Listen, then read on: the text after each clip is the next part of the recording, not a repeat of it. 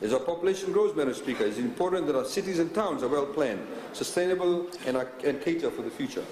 Therefore, the total funding on the Challenge and Investment Fund available to the town and city councils have been increased to $4.7 million.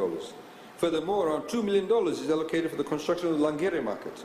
Government is also providing $2.6 million for the construction of the new Namaka market. Madam Speaker, to complement this, Government is also continuing to decentralize market services.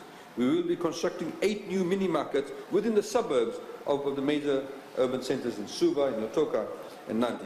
And we have allocated $960,000 in the budget for this. Of course, it also reduces the carbon footprint. We all don't have to go to one centralized market. We can also should be able to shop within our own suburbs.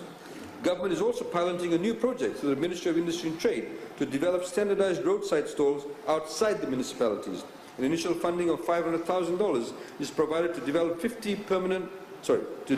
semi-permanent and 30 portable roadside stalls.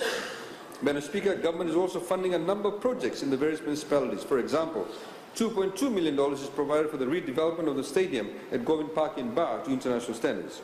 For Lautoka, $3 million is allocated for the Botanical Garden public swimming pool and $1 million for a new indoor sporting facility at Churchill Park. There is no indoor facility in the West that is of any standard measure.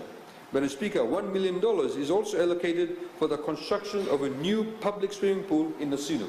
Nasinu, Madam Speaker, is the largest populated municipality in Fiji. A further $850,000 is provided for initial works for the construction of Valilevu Sports Stadium. An increased funding of $5.6 million is provided for the new town development in Nambuwalu. Madam Speaker, we have increased the allowances for Turangani Koros and district advisory councils by 15%. However, Madam Speaker, it is critical to note that all Turangani Koros and district advisory councils will be subject to strict scrutiny of their performance. They all need to perform.